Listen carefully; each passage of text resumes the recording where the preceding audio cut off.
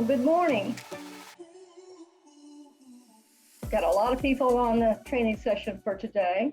My name is Robin Roberts, and I'm the coordinator for the WorkSource Georgia Academy. Today's webinar is on monitoring, kickoff training for the monitoring, and the purpose is to introduce attendees to the Office of Workforce Development's monitoring tools and the personnel responsible for conducting the annual monitoring. Can't get that word out today.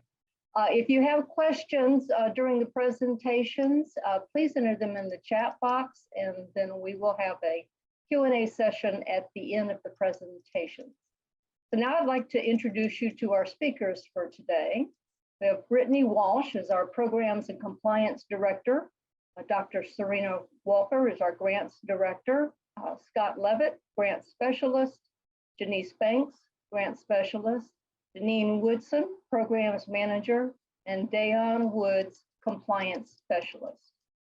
So before we begin the presentations, we have a few poll questions that we will launch to get a better understanding of our audience. So if we'll go ahead and launch the first question and give you about a minute to respond. All right, so what is your level of experience with OWD's monitoring? And looks like the majority have been through many reviews. Next is been through a few reviews.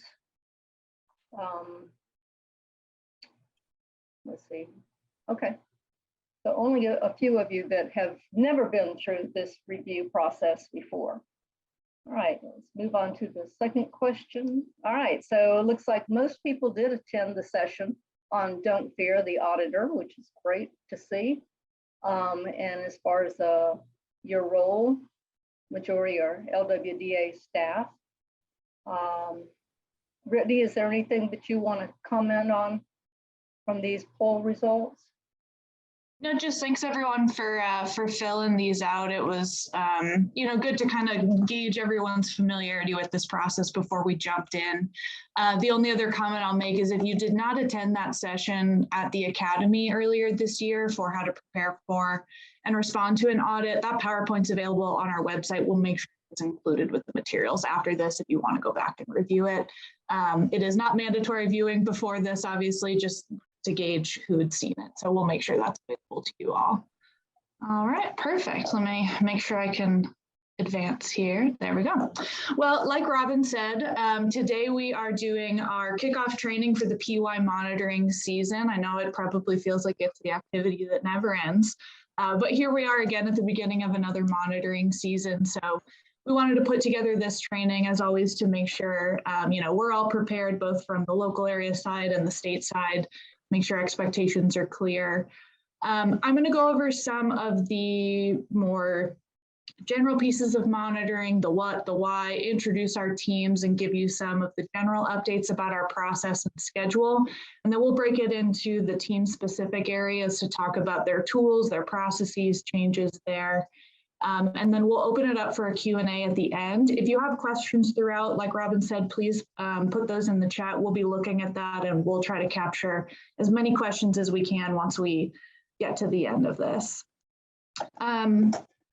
The other thing that, forgive me if I already mentioned this, we will make the monitoring tools available in the packet of the recording of today's session, the PowerPoint, and the tools will be attached to that as well for you all to review. So keep an eye out for that information. It'll come from the Academy or Andrea, but that'll be available after this session. But we wanted to chat about, like I said, just some basics around monitoring and then take any questions that you guys have. So we will jump right into it. So what is monitoring and why do we do it? I know that this probably seems self-explanatory, but we wanted to talk about kind of our approach to monitoring as part of this as well. So obviously the annual monitoring of our subrecipients, you all, is something that we are required to do by law and as part of our oversight responsibilities, being the state administrator for Title I. But even more than that, we see this opportunity or this process as an opportunity to, identify deficiencies if they exist in your area. But even more than that, we want to highlight best practices and be able to have a better understanding of your local operations to guide our technical assistance and training offerings to you all. We don't want to be just handing things down from on high. So this process kind of helps us make sure that we understand those local challenges and successes that you all are seeing to make sure that as a state, we're doing what we need to do and meeting our goals to serve the community.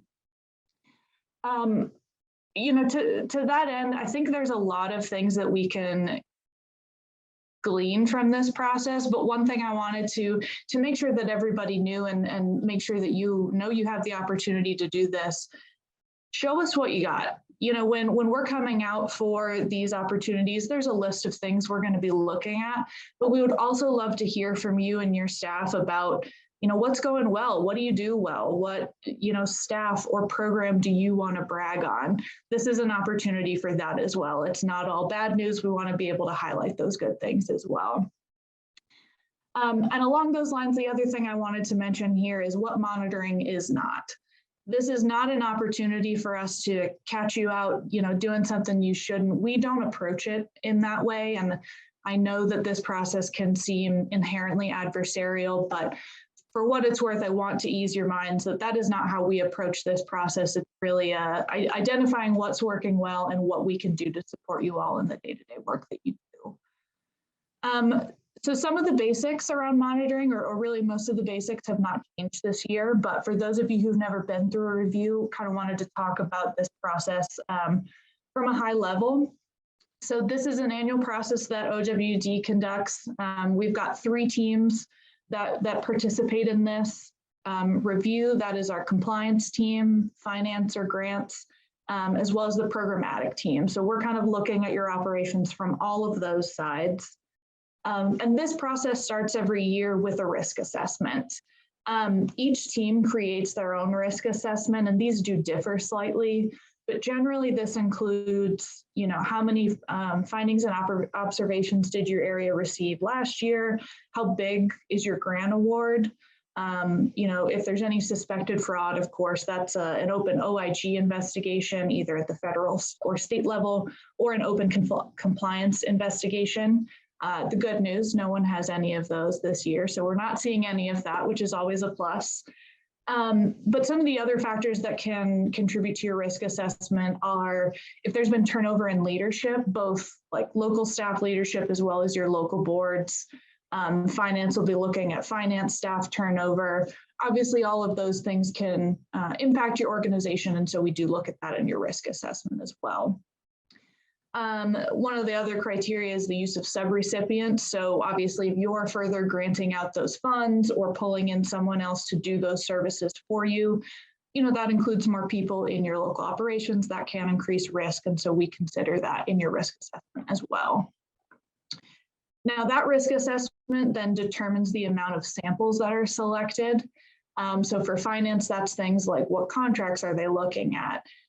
Programs, how many case files. For compliance, that indicates how many questions we ask from those or from the internal controls questionnaire. So that risk assessment then leads into those other processes. In terms of collecting documentation from you all, our data request process is basically staying the same this year. You will receive your notice of monitoring, you know, that whole packet that gives you those important dates, all the important pieces to be aware of at the outset, but then also includes the list of all the documents that we'll need from you to complete the reviews. I'll touch on that a little bit more in a bit, but we are in the process of starting to send out those data requests now. So for those of you who are at the beginning of the monitoring schedule, you'll start to hear from us soon. The next thing, obviously, after we get all of the data request items is you'll start hearing from the programs team and finance team for those samples that they'll be collecting from you all, you know, your case files that we'll need to look at, contracts, all those sorts of things. Those happen in the weeks before your on-site monitoring, and each team will kind of cover what their schedule looks like. So we'll get into that in a little bit as well. One other thing I did want to mention about the data request is that document, the notice of monitoring and the data request, they look mostly the same from year to year, but I would urge you to please read through those in full. We tweak things every year in terms of what documents we're looking for. So while it may look overall the same, there are a few details that have changed on there. So make sure you read through those to capture everything we're looking for. And that just helps us not need to follow up and bother you for more time through this process. So I urge you to read those in full. So there's a couple ways that we complete these reviews. Obviously with COVID, we have gone virtual in the last couple years. But we will be returning to an on-site portion of these reviews. Again, I'll touch on schedule in a little bit, but that means that we are looking at some items ahead of that monitoring week. Policies, procedures, those kind of things that you submit that week before gives us time to dive into those and then be able to, guide our interviews while we're on site and follow up from any missing information. And one thing I did want to mention about that, because it was feedback that we heard from a lot of local areas last year, is we want to be mindful and respectful of your time to reduce the impact, monitoring will have on your normal operations. So there may be some follow-up items we'll be asking for in the week or 2 weeks ahead of monitoring. But please know that our goal is to keep that contact to a minimum, because I know that you all plan for those kind of interruptions to your day when we're on site, but we don't want to be asking too much time from you ahead of that. And again, taking you away from service to participants or other things that you have going on. So please know that that'll be our goal, to be mindful of your time. Once the review is over, of course, we enter our corrective action period. And I always just like to mention that usually we like to wrap this up within a month of the reviews. But of course, some findings will take longer to resolve if they require board actions or other lengthy processes. So we will set those timelines depending on what you've got going on in your local area and what the task requires of you. But we do always want to entertain your proposed timeline. So, when you're submitting those corrective action plans to us, feel free to propose a timeline. We'll take that into consideration. We don't want to just be making it up and putting too much pressure on you to get something done quicker than is reasonable. So please be open with us in that. We're open to discussion there about reasonable timelines. The other thing I wanted to touch on here, I failed to include it on the slide, but just as a reminder, I wanted to quickly explain the difference between a finding and an observation. So findings, once we're done testing and we issue your final report, anything that's a finding on that report is going to be something that is a direct violation of a federal, state, or local rule or policy. If it's something where we can identify a program or process improvement, but it's not a direct violation, but maybe there's something we can put in place to strengthen your local operations, we would issue an observation instead. Observations don't require action, but we will, set up a technical assistance call with you. We will offer recommendations. That can take lots of forms. So we'll handle that sort of on a case-by-case basis, depending on what the issue that we identify is. So I wanted to briefly introduce our teams before I jump into the changes for the PY20 monitoring. I know Robin already briefly introduced some of the folks, but we do have a handful of new people on the team. And so I wanted to make sure you at least got to see their bright, shiny faces. And maybe if you see them at SETA next week, say hello. But our finance team is led by Dr. Serena Walker. We have Scott Levitt, Janice Banks, and Kip Slade. And then Valerie Brown recently joined our office as our newest grant specialist. So again, if you see them next week at SETA, please say hello. But these are the folks that will be doing the finance portion of our reviews during monitoring. Next, we have the programs team led by our programs manager, Deneen Woodson. We also have Jaleesa Martin as a program specialist. And you all may recognize Montevia, of course. She has transitioned to our programs team and is our newest program specialist. And then we have compliance, Brittany Singer-Walsh. Hello again.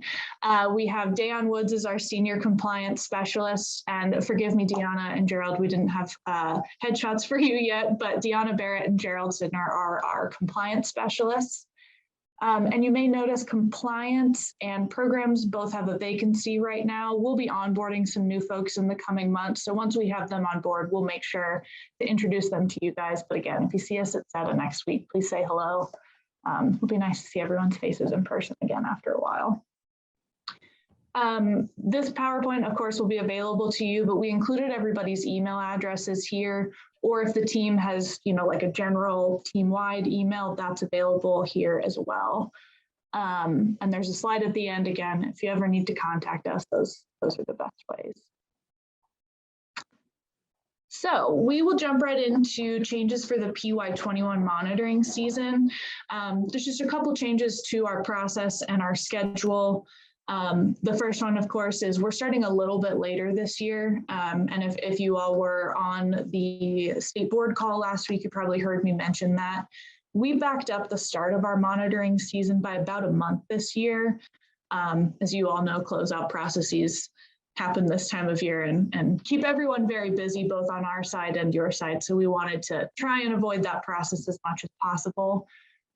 We are on track to still finish around the same time. And thank you to everyone for working with our team to determine your monitoring dates. I know we were moving things around a little bit this year, but I don't think we should see too many impacts from that change. Now, I wanted to talk first about the data request list and tools. Again, like I said, please make sure you're reading those documents in full. That's also going to give you all of the important dates for when items are due to OWD. It'll give you what your risk levels are across the 3 areas, as well as the interviews that we'll need to make contact with to do interviews. So really everything to get you prepped for the monitoring for your area will be in those documents. When it comes to submitting those, we've run into some issues in the last year with format and being able to easily navigate those documents.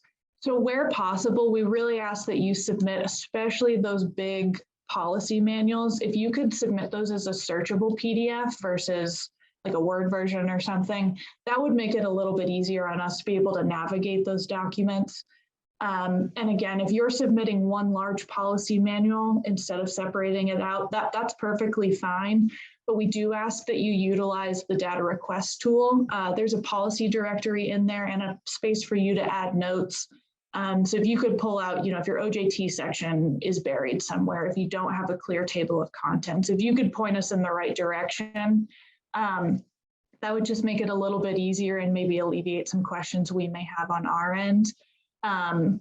Just to clear up that bit a little bit if possible. Now, in terms of timing, we have added additional time to our schedule to submit the data request items. Again, I know we're asking you all for a lot of pieces, and 2 weeks didn't quite seem to be enough for everyone, so we've added some time there. And again, when you get the notice of monitoring, you'll get those dates of when all of your items are due, but no, we did try to build in some more time. And along those same lines, if your submission or us sending out the data request ever conflicts with the holiday, we've built in additional time to our schedule. But if there are any holidays or office closures that may be specific to your local area that you think may conflict with your monitoring, please just reach out to the main contact, which will be your compliance member for your monitoring, and we can adjust the schedule as needed. I do believe we've accounted for everything, but just in case we haven't, please let us know.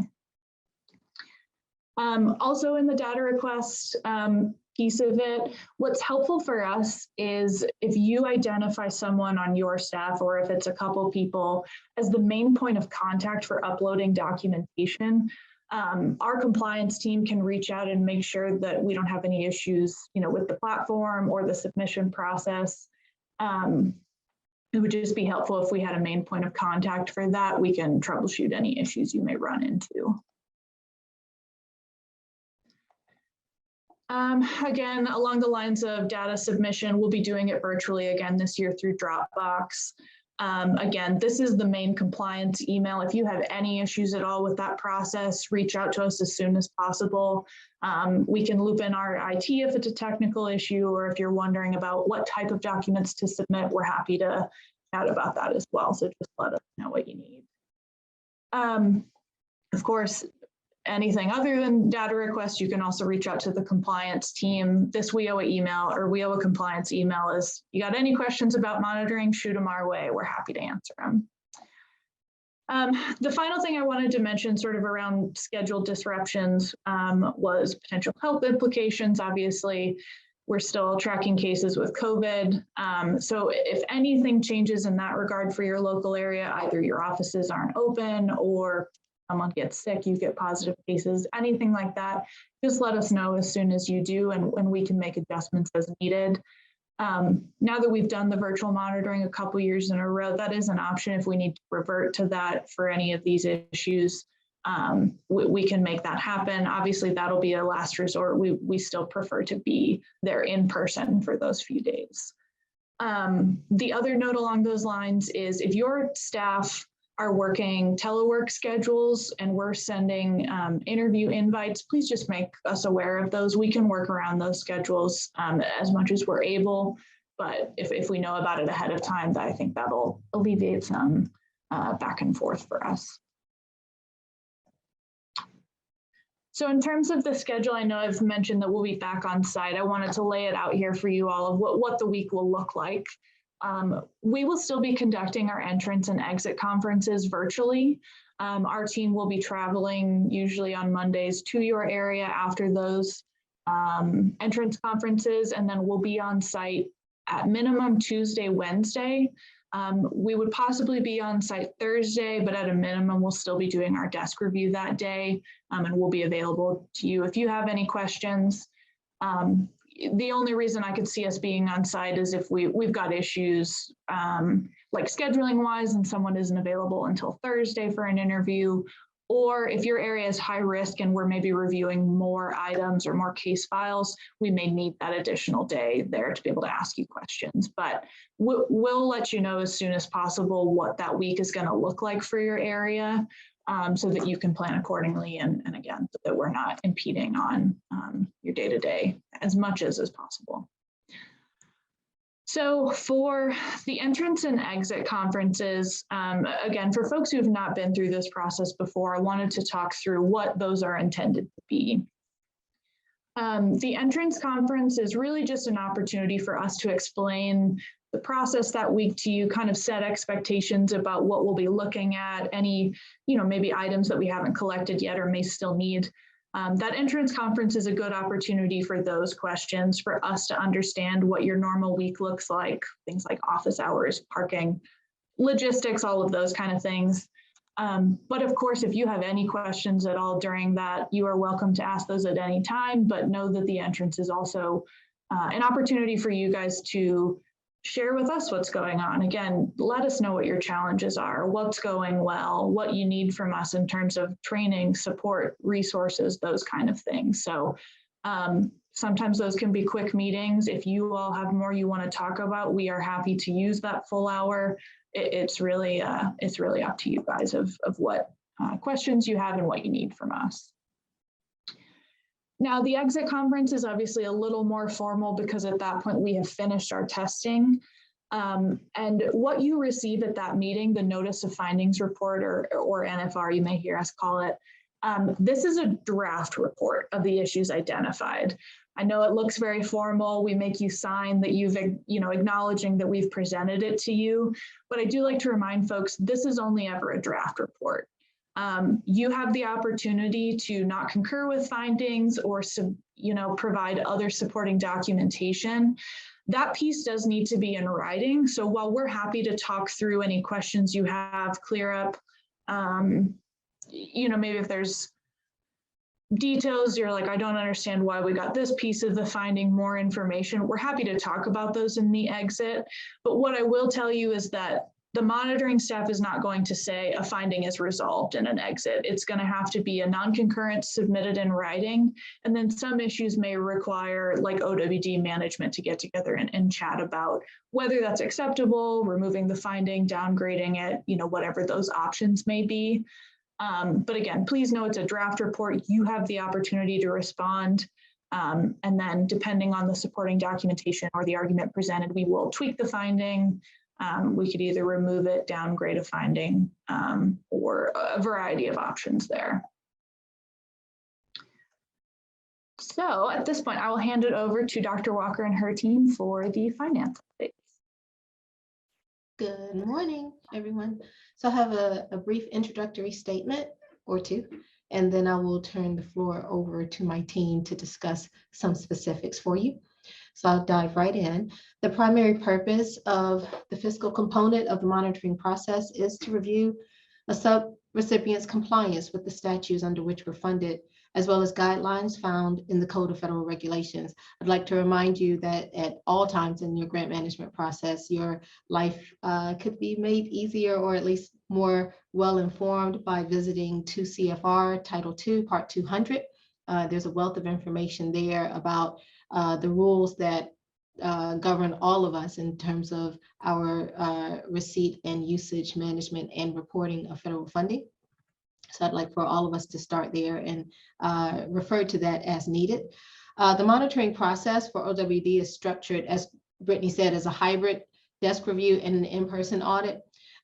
For the finance portion, the audit may be comprehensive in nature, where we cover every and anything that the 2 CFRs tells us we have to do, or it may be a more targeted review, an assessment of particular practices that you have or processes or policies. The focus of that review may differ, therefore, from year to year, depending on whether we are having a specific focal point or whether it's more general in nature. But it will never be a surprise to you. It will always be within the parameters of the tools that we provide.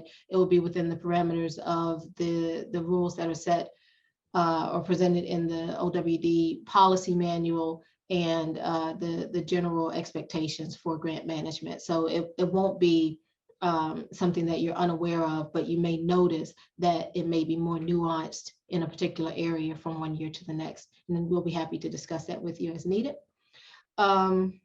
Generally speaking, the fiscal regulations don't change much from year to year. So, that's a good thing. Consistency helps us in terms of knowing what we're looking at and helps you in terms of knowing what to expect from us. But we will adjust our review as needed, depending on the cues and the clues that we receive from the federal government at any given time. I have a few things that I'd like for you to be mindful of each year as we move into the monitoring process. The first is that the fiscal process follows the money, right? So, the organizational relationships and the hierarchy and the logistics vary from each of our 19 local areas to another. So therefore, our financial review might also need to be tweaked to follow that trail, to follow that money line.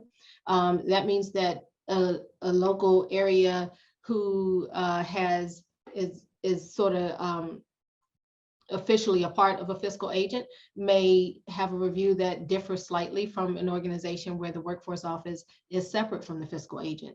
We may need to involve the fiscal agent in the interview processes. We may need to receive some documentation from the fiscal agent. It'll be a joint responsibility, if you will, between the local workforce office and OWD to communicate that with the fiscal agent. But please be clear before the monitoring review starts, that it is not abnormal or unexpected for OWD to need to engage at some level with the fiscal agent, particularly if they're responsible for drawdowns, reporting, the receipt of funds. It's just necessary sometimes to include them, and we'll be happy to back you up with that. Do know, though, that at all times we will involve the local workforce office itself in the review, and then sometimes others as needed. Staff interviews, sort of along those same lines. All staff persons who are key process owners or have fiduciary responsibilities with the receipt and management and reporting of funding or the disbursement of fundings to your subrecipients should be available for interviews or questions during the monitoring process. So if you touch the money, or someone that you work with touches the money or is authorized to with signatory authority or otherwise is responsible for oversight of the money or use of the money, then they are subject to or expected to participate in our interview processes and the provision of data. I'd like to remind you that you need to have a cost allocation plan that has been updated within the last 2 years of the review period, and details regarding your expense of indirect costs should also be made available.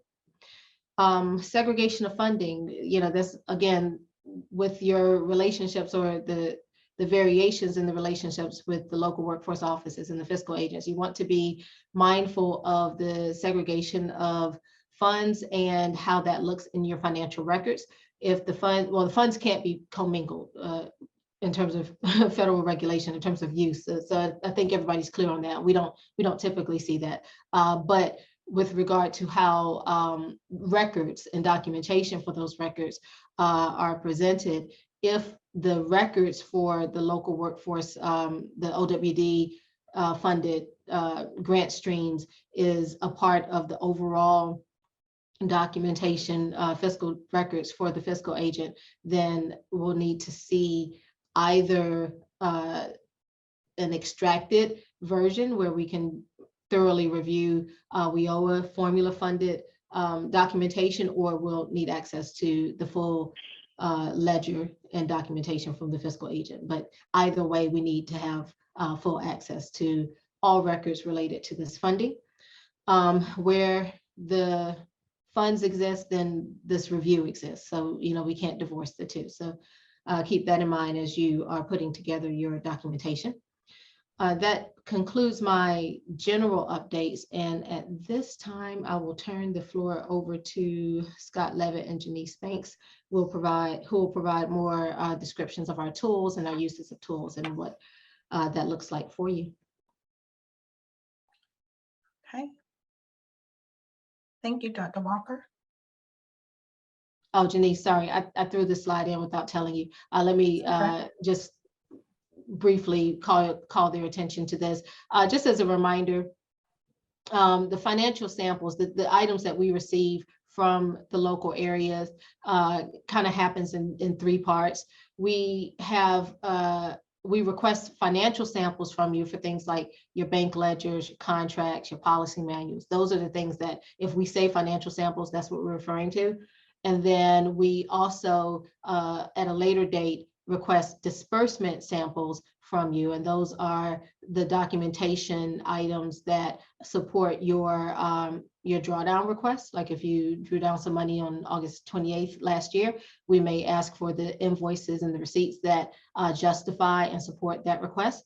And then when we arrive on site, we will request 5 additional disbursement requests from you, sort of as a spot check, if you will, for the same type of documentation for disbursements. Okay, now I'll turn it over to Janice. Thank you. Thank you, Dr. Walker. Good morning, everyone. Again, my name is Janice Banks. I'm a grant specialist here with the Office of Workforce Development.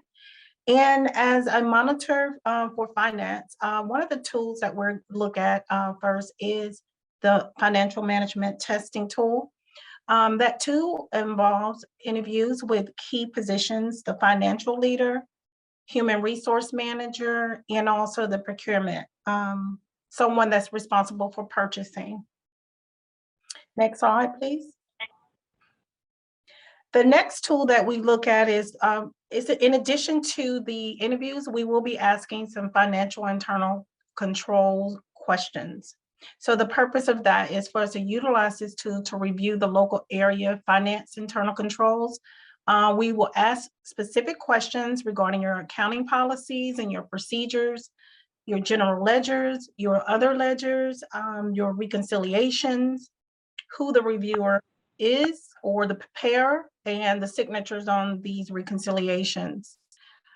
We also will be looking at your record retention policy and procedures. If we're on site, we'll probably, we will look at where you store those items. So make sure that you have a secure location for some of these items, and we will look for that as far as internal controls. Next slide, please. Cash management testing tool is also part of our revenue recognition testing tool. We will look at your bank statements that we request during the financial samples. We will look at your financial reports, your status reports as well. Any advances that you have, if if applicable.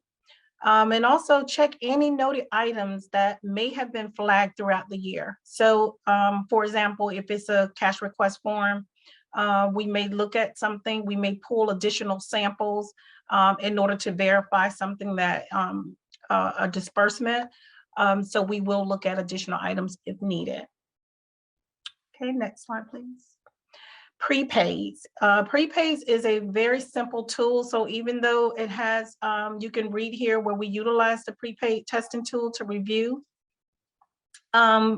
Most local areas do not have prepaids, but if you do, we will look at those model cards or any other cards that you provide to your recipients or people that are participants, I meant, in order to get service. But we will look at that tool and we will see how you log those prepaids. We will also see where you store those and your inventory practices. So if you have any questions about that, let us know. But we'll be there for you to answer any questions. And that will be all that I have. Let me give you some samples. I mentioned MARTA cards, but also some policies and also authorizations, some of the supporting documentation. So if you have a participant that come in that has a MARTA card, we want to see a log. We want to be able to see the MARTA card, a copy of that MARTA card. We want to be able to see a signature of them receiving that and the reason being. But the inventory records and trackers must be in place. And those are some of the samples. And now we have the salary and cost allocation tool. Here we're going to be looking at your cost allocation as you, your salaries, your timesheets, and things that will allocate your cost. Those costs could be adult, dislocated, youth, or whatever you use those employees for. So we will look at that cost allocation sheet to make sure that you're utilizing your employees for those particular disbursements. Also, we have the entity cost allocation plan. So whether or not, as Dr. Walker mentioned, that you have received one or have provided one to the Office of Workforce Development within the last 2 years. So we want to make sure that it's updated. And if you have that policy, if you don't have their plan in place, we want to make sure that you have one in place. And in addition to your policies, we want to make sure you have your cost allocation plan identified in that as well. Next slide, please. Okay, and some of those are your some samples of those are your personnel activity reports, payroll and salary testing. We also will have the indirect cost testing, if applicable and approved. As you notice that we just did your budgets just recently. So if you do have indirect costs, we will have that information on hand, but we also want to see that in some of the documentation as well. And also we have the salary cap. So at this moment, the salary cap is between, I think, 187,000. So most employees are under that. So we want to make sure that you have that. And that's the only testing that we would do for your salaries. Next slide, please. Okay, and I'm going to turn this over to Mr. Levitt, Scott Levitt. Thank you. Thank you, Denise. So just continuing off of the many tools that we use when it comes to monitoring the financial portion, one of them includes disbursement testing. So any sort of payments or reimbursements done with WIOA funds, those should be tracked, especially within, we look at the general ledger when it comes to selecting those samples. These include monthly statements associated with credit card disbursements and monthly statements associated with travel and non-travel reimbursements. Okay, and then you have our purchasing tool, which includes looking at any sort of procurements that are done throughout an entire monitoring period. The purpose of this, of course, is finance will utilize this tool to include all purchasing samples done during that period. finance monitoring. We'll also review the procurement policies and procedures, and we'll also be looking for things like description of goods and services, adequate documentation of procurement transactions, the cost, any cost analysis that's done for any particular procurement, any conflicts of interest, and appropriate prior approvals. And one other quick note is we tend to look only at purchasing only at certain procurement items that are above the small threshold. So if it's anything above that threshold, this is what it will be applied to when we look for purchasing.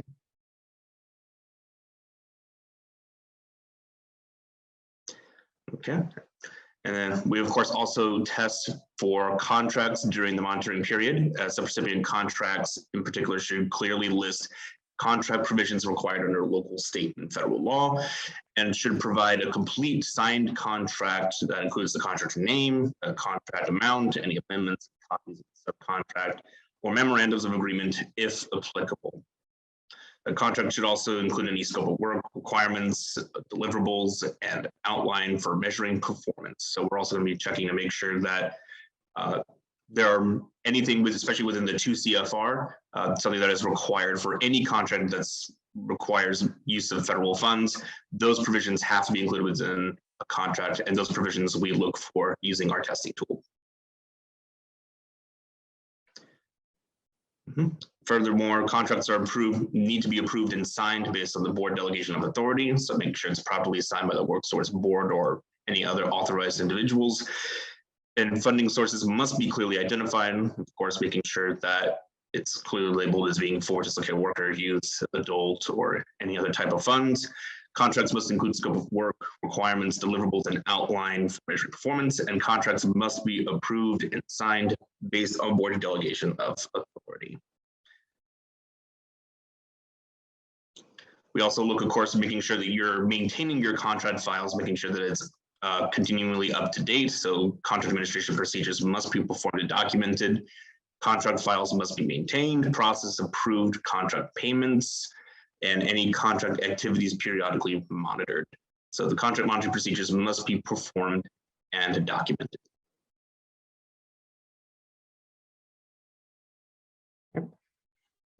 And going off of that, then we have, of course, any subrecipients you have as a local area.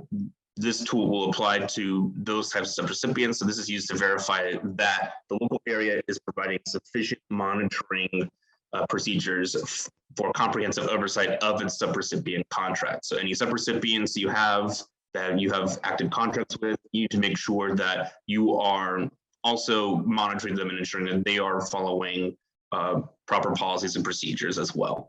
So grantees are reminded to accurately distinguish between a vendor or contract and a subrecipient entity. Now, it's important because vendors have their own set of rules they have to follow. Subrecipients have their own sets of rules and provisions that they must have within their contract.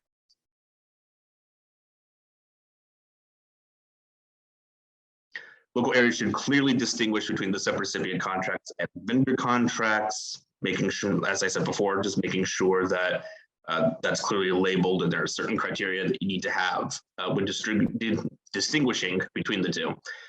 The subrecipient sample that ODB tests as a part of the contracting tool will be the subrecipient sample that is tested as part of the subrecipient monitoring. So we make sure that if we're testing certain subrecipient contracts in the contract portion, that when it comes to the subrecipient monitoring portion, that we're looking at the same subrecipient.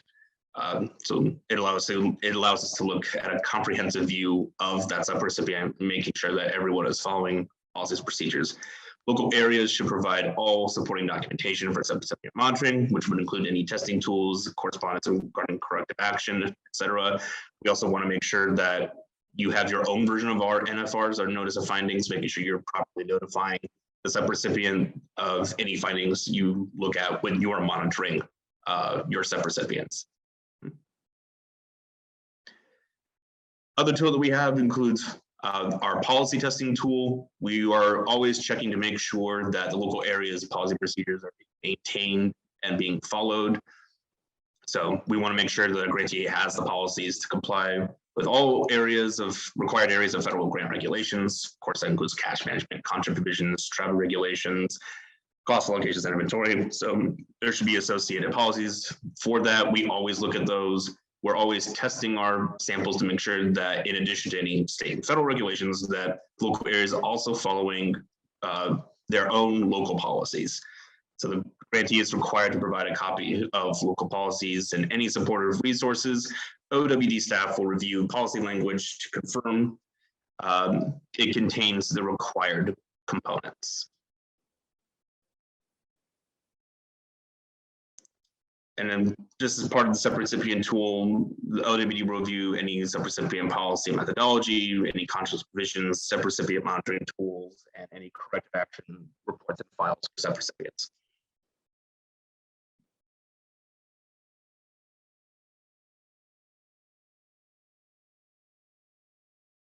Okay, and on that note, I will hand it over to the programs portion. Good morning. My name is Deneen Woodson, and I am the manager for the programs team. If we aren't already, we're getting ready to be your favorite team from OWD, of course, besides budgeting. So our goal is to get to know you better so that we can work better together.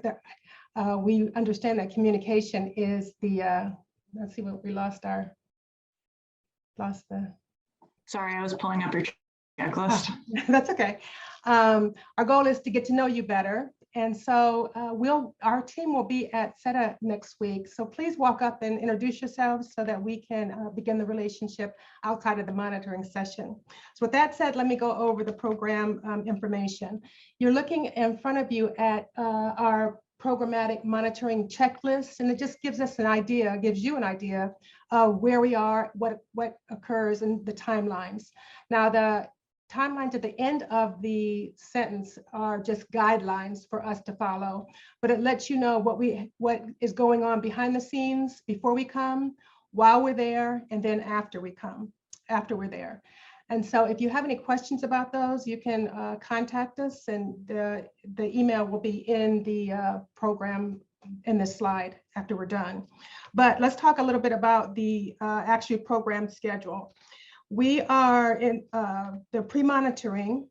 In the pre-monitoring, we are reviewing the previous findings. We set up and coordinate the interviews that we do on site. And we review policies and procedures, and then we identify your risk level. While we're there, we actually come in and we'll be camping out, as Brittany has already explained, for about 2 days, usually Tuesday and Wednesday, but if there's more cases or there's other issues, then again, we may be there Thursday. We also this year may be sending out 2 individuals from the programs team just for training and quality assurance purposes. But for the most part, we send 1 person, and again, they're there. They travel on the first day, and then they'll be there Tuesday and Wednesday. On site, we also provide 5 additional samples that we'll be reviewing. We draft the programmatic findings, and we provide the local areas or you with a list of documents still needed. And we met just as Brittany had said earlier, this is still in draft form. After or post monitoring, we review and finalize the tools. We scan and upload the information into our systems, and then we actually communicate with the other OWD team members. Our programmatic testing tools, they have not changed this year. We will still be covering topics which include income, supportive services, IT, training, OJT, WEX, and case closures. Please be reminded that depending on your risk level, the more files, the lower your risk level, the less files we review. And but that doesn't include the 5 on-site files. The youth case file review has not changed. It's the same. We'll be covering the same topics. However, the adult and dislocated worker case file review, the only question that was added was in regards to income determinations. The state policy was changed to reflect the updated federal guidance about the GI Bill benefits, and the participants are not required to apply for the GI Bill before assessing WIOA funds. We want to ensure that your local policies have captured that change. We will still be pulling the samples from the National Dislocated Worker Grant participants since the grant is still active, but the rest is the same as last year. The sample selections will be in addition to the main sample question selections, and it usually is about an additional 2 to 5 case files. You will receive the list of outstanding files the week before we come, but we won't cheat you out of the 2 weeks. So when you receive the information, it's just because we have already had begun reviewing the files the week prior to us coming. And if we see information that's missing, we'll send that to you instead of calling you every time we see something. We'll send you a complete list. But you may have already uploaded it. We just want you to know in advance before we get there that these are things that we haven't seen yet. Regarding the interviews, we still will be doing the interviews, preferably on site for the director, the program manager, the case manager, and the intake person or the first contact person. We realize that sometimes those roles overlap, and you'll just let us know that in advance. We'll schedule at least a week in advance, and we prefer an in-person interview during the monitoring. However, we can accommodate virtual interviews during the monitoring week if there are extenuating circumstances. The important reminder is that you submit the participant documentation through the Georgia portal in order to protect the individual's personal information, and that you also ensure that a list of all missing documents, we want to ensure that a list of all missing documents will be made available after the first review of files. That's it for me. And you don't have any other questions or comments, I'm going to turn it over to Dayan and the compliance unit. Okay, good morning, everyone. So the compliance team is responsible for 4 testing tools, as well as a tool all teams are responsible for. So typically the compliance team interviews the executive director to complete their tools and the EO officer. However, other staff may be able to answer some of the questions, such as the board liaison and the finance director. The compliance tools mostly review written policies and procedures that are followed by the staff.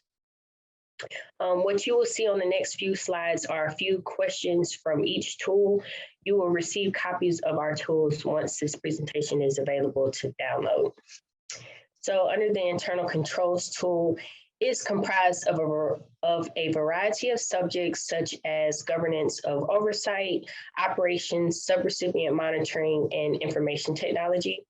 The compliance team will not only review the written policies and procedures of the local area, but will also determine if those policies and procedures are being followed.